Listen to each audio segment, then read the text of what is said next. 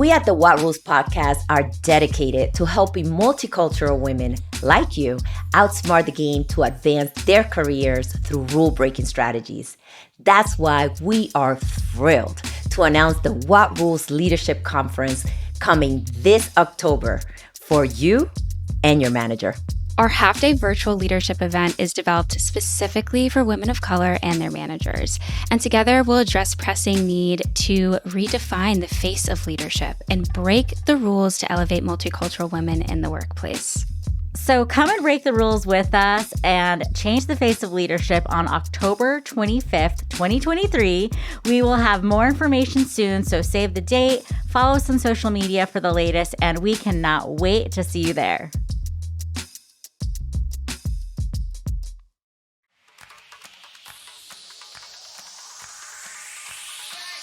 Hey everyone, we're so glad you're here. I'm Alisa. I'm a marketing leader and executive coach. I'm Courtney Copeland, and I'm an accountability and wellness coach. And I'm Dr. Merary and an activator of talent, HR executive, author, and working mom. If you're anything like the successful multicultural women we interview on the What Rules podcast, you've learned that you can't do it alone. And we teach women like yourself to outsmart the game to get ahead in your career.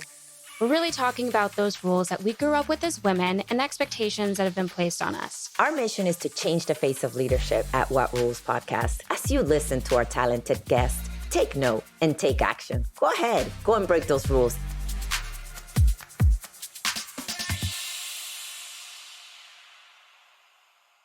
You guys, I'm so excited because we are turning a new leaf this year with the What Rules podcast. We've been doing this for a little over 3 years. Technically, Merary and I started in 2019. We released the podcast in 2020. Yes. And now here we are, 2023, about to have our first What Rules Leadership Conference. So exciting. Yeah, it's so exciting. Yay. And we have just so much to give. And what I have been personally touched by are the Slacks, text, Instagram messages that I'm getting from actually like white men, white women, people who really want to support the advancement of women of color, multicultural women in the workplace. And what I think is really exciting is that there's this community that I see forming with all types of people who want to really change the face of leadership. I agree with you. I can't tell you how many people have reached out that are not multicultural. And the biggest question is, how can I help? What can I do? So I'm super excited that this is happening this year. Yay. These Broken Rung episodes are really to help seal in why we're doing what we're doing, not just for the conference, but why we do the work that we do.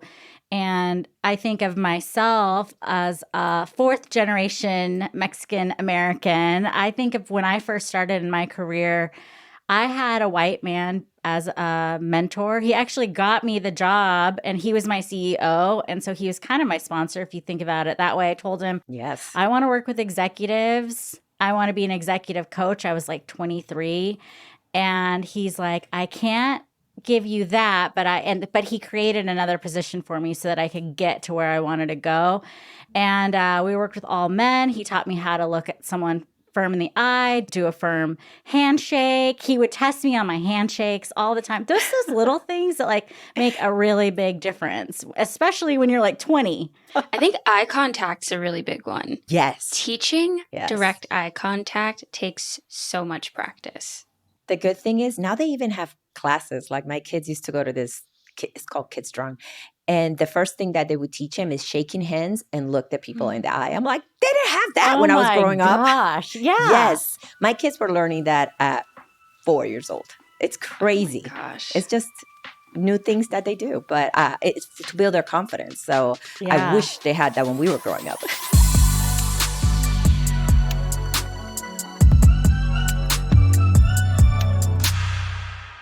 We've all been here before. Managers were once employees, and so that's what this episode is going after. It's going after what employees are experiencing, because it's something everyone can relate to. If you're a CEO, if you own your own business, if you're a VP, if you're a director, you didn't like magically become a CEO or a VP. and so that's why I love this episode, because it's really for everyone. Yes, we're speaking to employees, but it is truly for everyone. Yeah. So when we're thinking of the broken rung, we're thinking of leadership development and the hurdles that women face becoming leaders and climbing that corporate ladder. There's a hurdle not even getting to the CEO VP level, but this broken rung is talking about even the hurdles in the very first steps, like the entry level steps, getting someone to open the door for you, getting a seat at the table. How do you actually develop in the beginning of your career to make those next steps possible? And it's worse because multicultural women are disproportionately affected. As a reminder, we referenced a stat. It was a 2022 Women in the Workplace study by McKinsey. And it says for every 100 men who are promoted from entry-level roles to manager positions, only 87 women are promoted. And only 82 women of color are promoted. So if that doesn't paint a picture for you, I don't know what will. Every time I hear those stats, I remember why we're here and why we started this. If you remember, in the first episode of this 3-part series, we talked directly to managers about what they can do to fix the broken rung. Remember, it's going to take all of us to make it happen. Today, we are talking to multicultural women and the steps that you can take as a multicultural woman to own your narrative and really to address the broken rung. How are we doing? What is our part in this journey? And that's what we're going to talk about today. We're here to change the face of leadership. And to change the face of leadership, we must stay in the game. Ooh, I love that, Merary. And just personally, it's happened to me. I'm sure it happened to the both of you, that there are times where you want to give up, or you just want to keep your mouth shut, or you just want to just let the time pass by. But we must stay in the game. We must take action, and we must move forward. And for women of color, we know it is that much harder because we are the double only. And let me just step back a minute so that we could all understand what the double only is. But to understand the double only, we need to understand the only. So women who are onlys mean that they're often the sole representative of their race or gender in the workplace. And as you all know, women face unique and challenging experience. Being an only draws attention to them, and not the good attention, typically one that results in higher scrutiny. It honestly sucks being the only. Like, I'm just gonna, like, it's hard. And a lot of women, they don't want to be the only. They just happen to be there. Exactly. They are just doing their part and just bringing their talents to the workplace. And it's painful. Wait till I tell you about the double only. I'm not laughing because that's funny. I'm laughing because of the way you said, let me tell you about the double only. It's like, oh gosh, like it's like there's more. How is there more? Yes, Courtney, there's more. There is more. Okay. What's the double only? What this means is both as the only woman in the room and as the only person of their race in the room, this equals a double only. And what happens in this case is typically the biases increase, the discrimination, the performance pressure, making the woman of color, the multicultural woman, more prone to burnout. So being a double only significantly compounds the existing challenges of multicultural women in the workplace. But don't worry, we have good news. We are here to shine the light into what you can do to advance your career. So while it sounds depressing, we are here with you, and we're going to make this work. What I love about this conversation and addressing the double only is that, I mean, we've all heard this, like turn your weakness into a strength. It doesn't have to be a weakness. It's frustrating as heck. Like, I don't think like Alisa said earlier, no one chooses that, right? But we're passionate. We have a duty. We're educated. We're driven. Like, we want to be there. This isn't a conversation to say that we don't want to be there, but we also have to recognize that it's hard. And so how do we make that hardship a little bit lighter? How can we invite some fun into it? How can we invite growth and transformation into it? Like, we're here, we're not going anywhere. So what are we going to do? There's a study that talks about how women of color actually want to advance in the workplace. So there's two sides of this. One, we have people leaving, women leaving, the great breakup, like Courtney talked about the last time we talked about this. But two, we have people who actually want to stay and they want to advance. And let me pull out a little stat for y'all. This is from 2019. McKinsey and Lean did a report that said 83% of Asian women, 80% of Black women, and 76% of Latinas say they want to be promoted, compared to 75% men and 68% of white women in the study. Wow. Maybe after they listen to this podcast, they're like, yeah. That's right.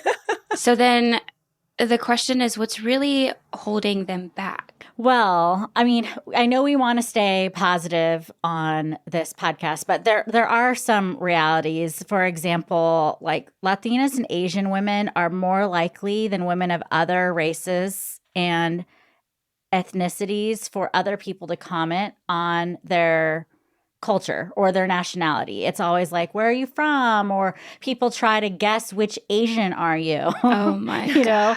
know, and which Latina. Yes, that's true.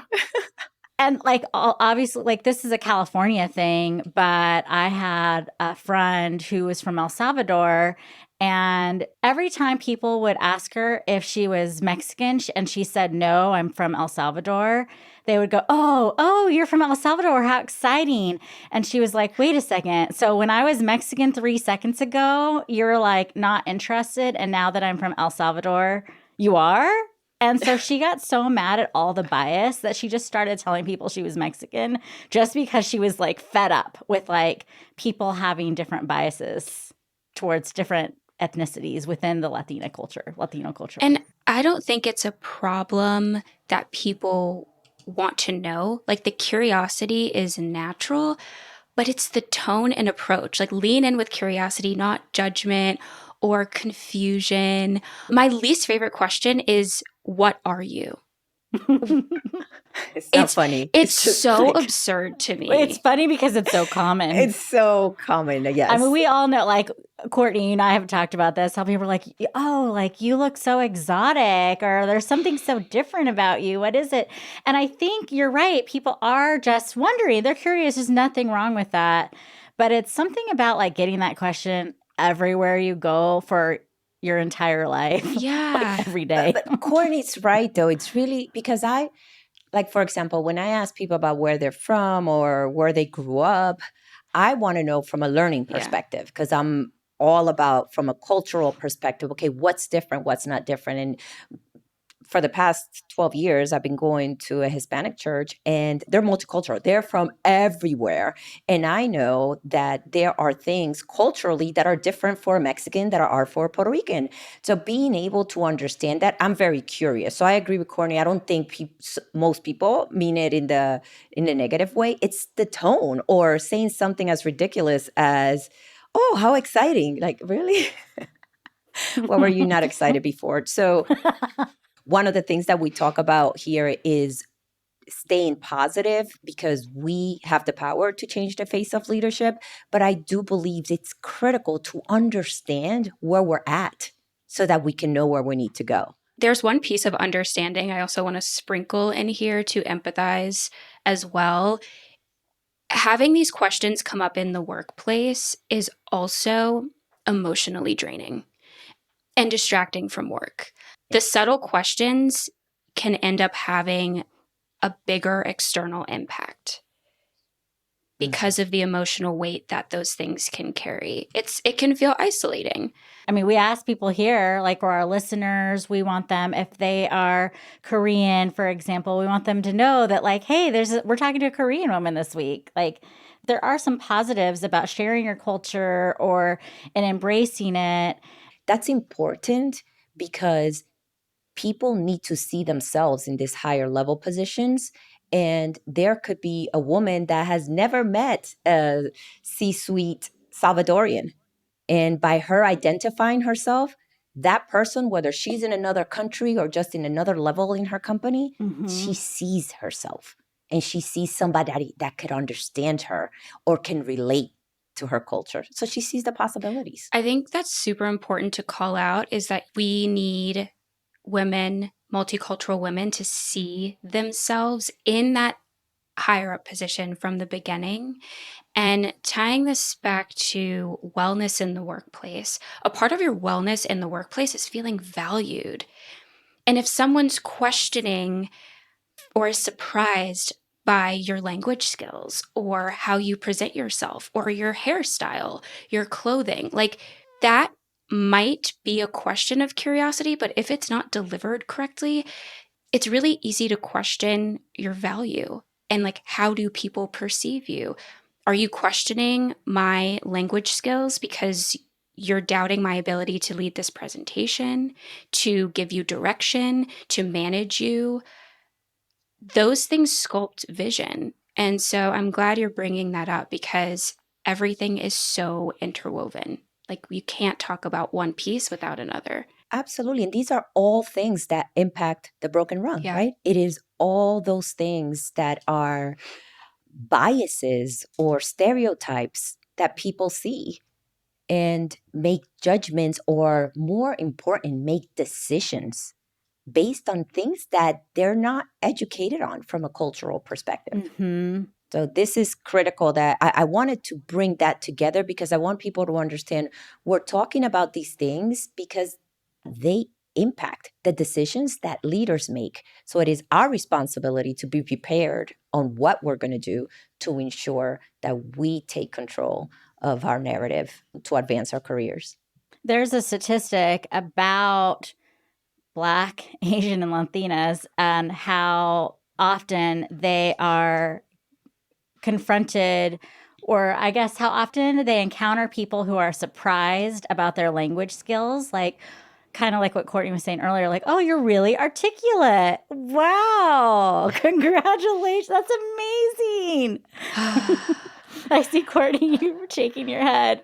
It bothers me so deeply. Like, I've had people fully innocently question my Blackness because of the way that I speak.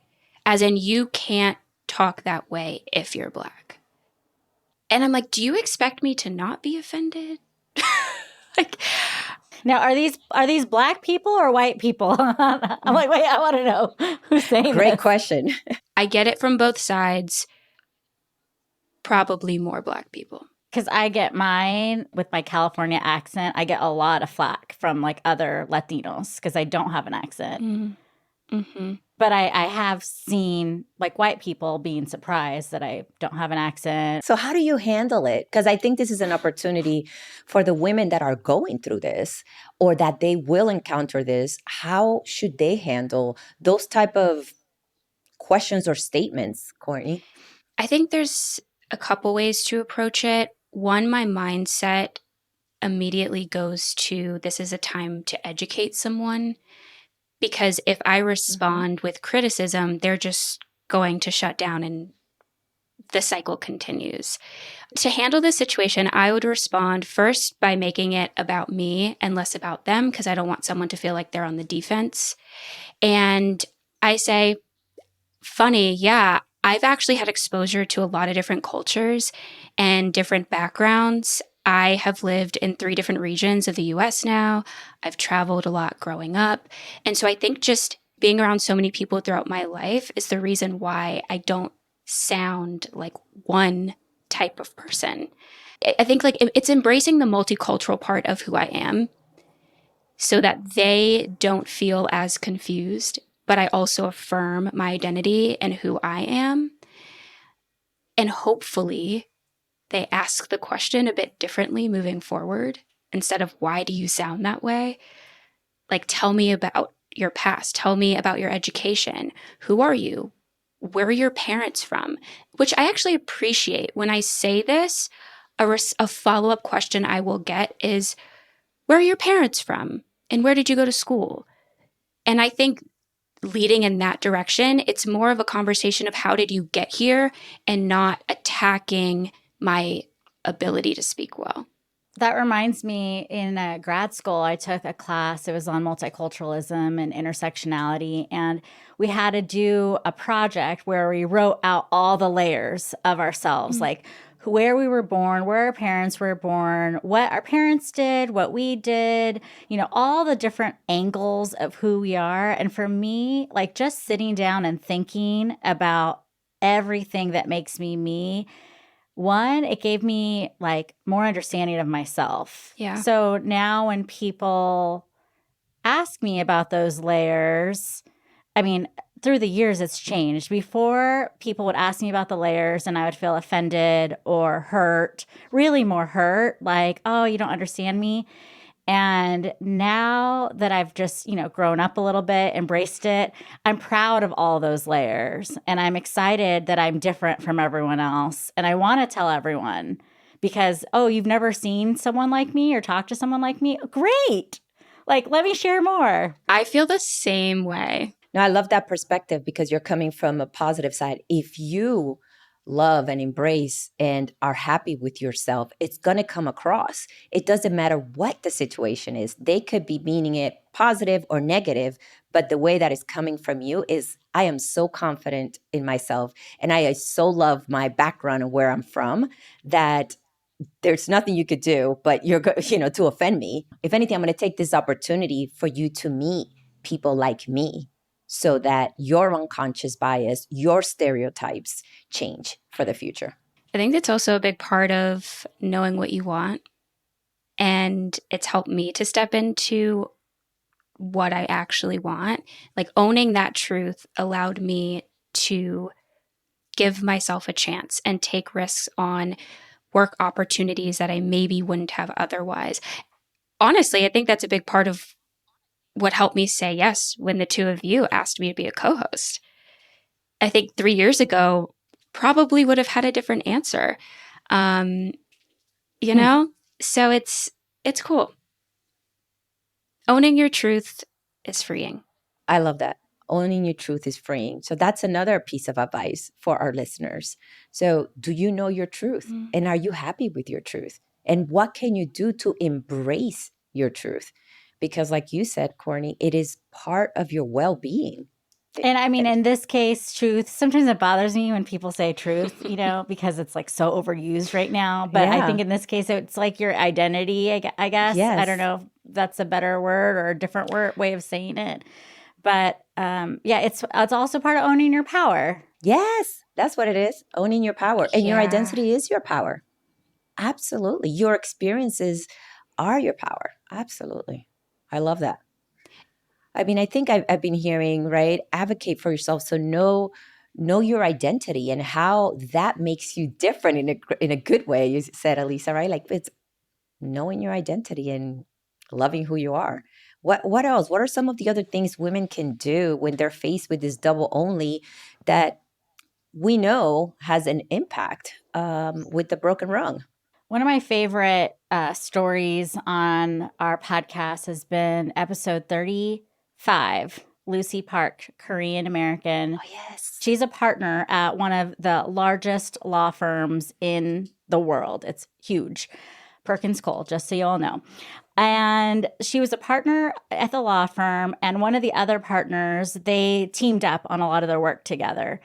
And he started noticing that every time they walked into a room, whoever was in the meeting would ask Lucy to get them coffee or water, not knowing that she was a partner in the business. And so they came up with a plan. And the white male partner said, okay, Lucy, this is what we're going to do. Anytime we go into a board meeting, you're going to sit down first. I'm going to stay standing and I'm going to start offering people something to drink. How are you doing? And I'm going to play like the host of the party. And then everyone will see that you are the boss. And I'm going to ask you first, like, can I get you something, Lucy? And what that did was it leveled the playing field for her. and it helped people to gain respect. And I thought that was really cool that he did that, because he saw the bias, and he was like, Yes. no worries, I got you. He wasn't even a sponsor, he was just a colleague. He's like, let me take care of this. And I thought it was really cool that he recognized it and that she accepted the help. And that's part of it, right? Is accepting that help and saying, when people say, how can I help you? Or, hey, is it okay if I do A, B, or C for you? That you say yes. Because to your point, this was a game changer for her. People realize she's the boss. I love that.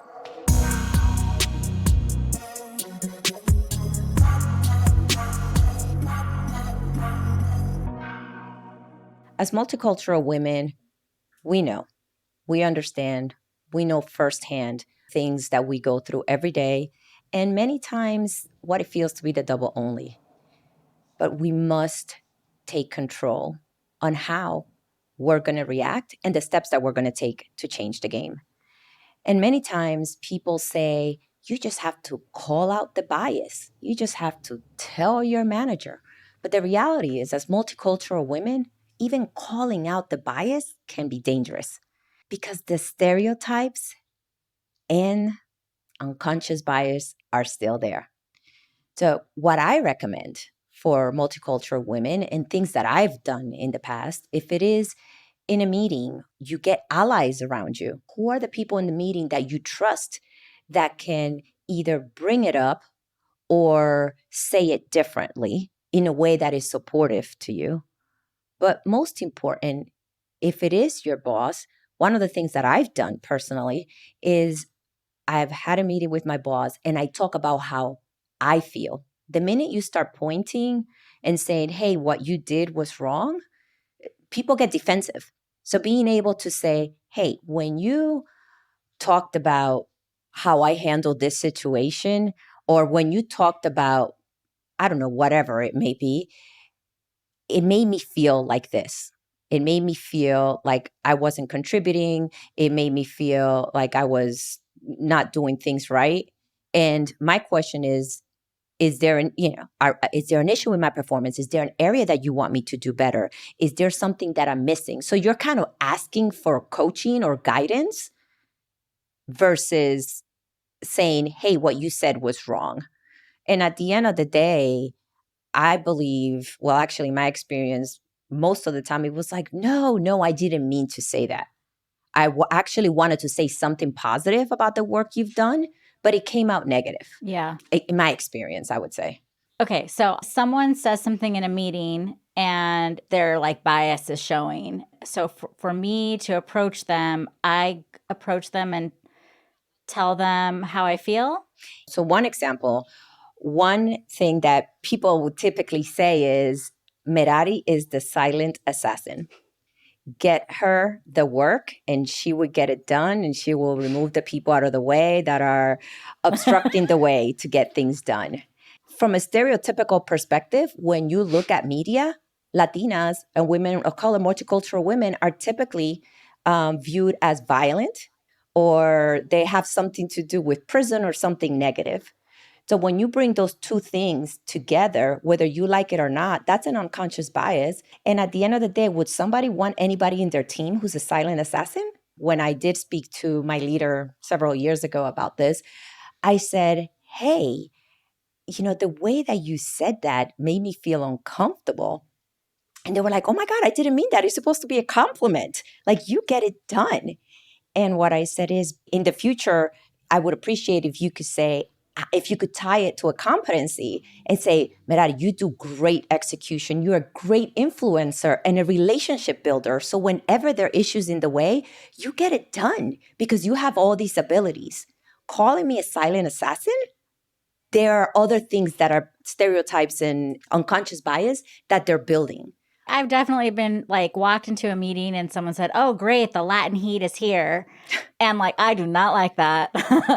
It makes me mad even thinking about it. And like, I don't want to teach them. I don't want to say like, excuse me, but the Latin he is like, blah, blah, blah. Like, I don't want to even have that conversation. Your experience is so relatable, where you're like, I am so pissed off that I don't want to teach you. Because if I open my mouth, I'm just going to leave it there. If I open my mouth, we're not doing it. It's real. It's real, and it's hard, and it's easy to shut down because you also don't want to say something unprofessional or create conflict. In hindsight, would you change anything? What I did, by the way. I did That's what you nothing. did. And it's so relatable, and it's okay because it's hard. It's so hard to respond in that moment. But now that you're out of it, what would you do? I really love the idea of saying, hey, you know what would have been a really great compliment? Or you know what I would like to receive? Like you said, I brought the heat. It's really because, number one, this is for me personally, like I'm good at having hard conversations. When someone needs to get let go or someone needs to be reprimanded, like you call Alisa, as nice as I am, like I'm really good at like giving people the bad news. Now, thinking about everything in Mirari's example, I'm like, okay, I would love to be able to say, Alisa, your communication skills are really effective in helping us get things done, and we appreciate that.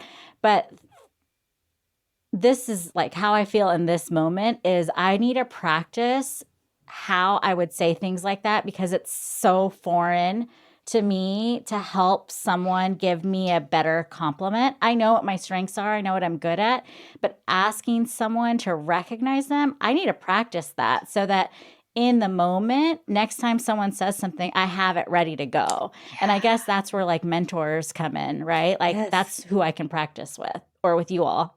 So I think also, Alisa, write down the things that you appreciate hearing and bringing in mindfulness and wellness into the workspace. Be mindful of times that you hear compliments from coworkers and how does it make you feel? Do you find yourself more productive after you get XYZ feedback? And one of the things that my coach tells me every single time we talk is where focus goes, energy flows. Yes. With that in mind, I'm like, okay, instead of telling my boss what I don't like, I focus on the things that served me and that really built me up and supported me. So I'll tell her, thank you. It's so helpful when you tell me X, Y, and Z. It's really affirming to me when you tell me I care what you have to say, or when you say I value your leadership, I value the words that come out of your mouth. It's really comforting, I think, because that also tells her how she can support me. And her mind's then thinking, okay, these are the ways that I can fill Courtney in the workspace, and that can help her do her work more efficiently, more productively, and help us work together as a team rather than, oh, shoot, let me try to take back or undo all the things that offended Courtney, which I'm not saying she has, to be clear. She has not. So, yeah, I think just shifting the focus too and focusing on the good has really helped me. And it's developed this like positive reinforcement pattern. You're also teaching them without teaching them, right? Without sitting down and educating them, you're actually teaching them a new behavior and something that is positive. It's like, hey, I like when you do this, or this is reinforcing. And hopefully that's something that they continue to do, not just with you, but with others. So reinforcing those areas I think are critical, especially, I would say, whoever's sitting at the leadership table when you're having those conversations, reinforce the good. I love that, Courtney. I think the lesson here and how this can help, if you're listening to this and you're wondering, how do I respond? Leaning into the conversation with, this is how you help me. This is how you've already helped me. And moving forward, it would help me if you XYZ. Thank you for sharing that. I love that you said that because I find myself in a crucial turning point in my career right now. I'm currently transitioning from a great career. And one of the questions that I get the most from people is, how can I help you? And number one, you got to be prepared to say how they can help you. But number two, I never even thought of saying, you've already done A, B, C, and D. Thank you. That was extremely helpful because a lot of these folks, this is not the first time that, well, many are the first time they meet me and say, hey, how can I help? But others are like, they've been in my career with me in my career journey, and they've been very thoughtful and very helpful. So I love that you're saying that and how we can continue to reinforce that. But having those relationships and being able to have those people around you are critical in all aspects of your career. Yeah, I think it's like you want someone, it's like a cross. You want someone above you want someone below you, and you want people on both sides of you. And that's your community of support. You have people teaching you have people walking alongside you, and then you're then helping others. And even, I'm sure you both can relate, when you're helping others, you actually learn a lot about yourself, and it reinforces the things that you know are true or things that you know you should do, but maybe you don't. So, like, I could easily tell someone, hey, why don't you affirm your coworkers or your leaders? But I don't do it myself. But just having those conversations, like, are a good reminder for me. Like, we really need each other. Yes, we always say this, right? You don't have to do this alone. There are people around you, whether they're mentors, sponsors, or just peers that you can talk to and that can help you through this process, regardless of what you're going through at work. But by not doing it alone and getting the support or the advice, the mentoring, whatever it is, it empowers you and it helps you advocate for yourself in a different way, in a way that comes across impactful so that change is made. We don't want to say things just to say things. We don't want to call out bias just to call out bias, because whether we like it or not, we are double onlys, and it's not going to be received the same way as if somebody that is not a double only would say it. We got to be strategic about how we do this, and being able to talk to your peers, mentors, or, just even us right here. We're talking about these things. Okay, how can I do it better? How can I get my point across? And to do that, we got to be strategic, we got to be intentional, and we got to pay attention so that we can take one step forward instead of backwards. And these are really like one step at a time, one Yes. strategy at a time. Yes. We really only talked about a few different strategic tactics. We're going to talk about so many more at our conference, the What Rules Leadership Conference. Let me just give a little plug for that, happening in October. Look at our show notes for the registration. But the bottom line is that we have to think ahead. We have to access our network, and we have to practice so that when we need to speak up, we know how to speak up. Yes. Because as a double onlys, it has to be done a certain way, and that's just the way it is.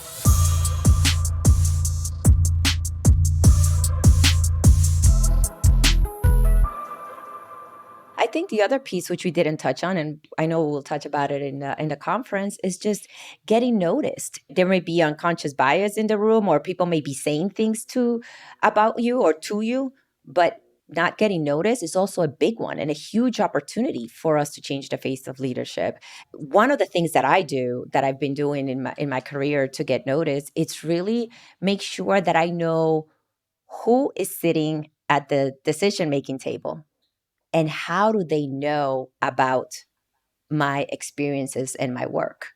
Maybe you just have a meeting with them to see how they got to where they got to. But sometimes it's just as easy as knowing who their peers are and having relationships with them so that they know what you're doing. It's not a mentoring relationship. It's more of, hey, this is what I'm working on. Any advice on how I could do it better? It's exposure. Yes, absolutely. It's just dropping seeds of the work that you're doing, of all the great things that you're doing. We need to get better at that, because a lot of the times people are like, I didn't even know you were doing this, or I didn't even know you were leading this project. Mm-hmm. We kind of keep it to ourselves, and we got to figure out ways to get more exposure. And a lot of the times is we got to let more people know. I think being honest too about the process that you're in. If you are developing, a new project, if you have a new idea, a lot of people don't want to share whatever that is until there's a final product. but let it be known, like, I've taken this initiative. This is something I care about. It's not perfect. I would love to know what's your reaction to this so far. And I think that will open up a lot of doors, inviting people into your process. I love that you said that, because the other day I told someone I was stuck and I didn't want to tell them. Like, I was embarrassed that I was stuck on this project. And the person's response was, wow, congratulations that you're doing this project. And I just thought that was so cool that the first thing she recognized was that I was doing the work. Yeah. And then she addressed, like, let me see if I can help you get unstuck. But I thought did not want to tell her I was stuck because of my pride, right? Yes. But I didn't even think about the fact that I was doing this giant project. And like, that's cool in itself. People love to help. I mean, I have found more and more that the more exposed I get, the more I tell people about what I need support with, the more people are genuinely willing to help. It's scary, but when you put yourself out there, people will help. 100%. And I think for employees who are at entry level, if you're not sure what direction to go in, maybe you're not ready to take that initiative yet, look around you and see what's already in process and ask those people. And I'm so big on wellness in the workplace culture, leading with honesty and vulnerability, and saying, hey, I see that this is something you're working on. It's very cool to me, whatever your plug is that you like about it, and say, I don't fully understand what you're working on, but I would really like to be a part of this. Is there any way I can make this easier for you? And people are normally like, wow. Courtney, this is so you. You live this, you embody this. If anyone can give this advice with backup, it is you. Is that how I approached our connection? Yes, and how I've seen you approach so many others. Like, that is why you are here with us, like almost 20 years younger, Yes. first year into your career, like speaking on these things, because you actually walk the walk and you represent all the women. I'm going to cry because it's like so big, just because you represent like the potential, and like you represent the face of leadership that we want to change. Yes. You're going to make me Absolutely. cry. That was very sincere. And I love that you said that, Alisa, because it is so true. This is why we started it all. And to be able to see somebody like you, Courtney, doing so much and making such a huge impact, it's just, it fills me up with even more energy, because there's hope. But also, none of this would be possible without either of you. The vision that you have, and this is where I was when Alisa and I met. I had a vision and was so scared. And I was trying to do it alone.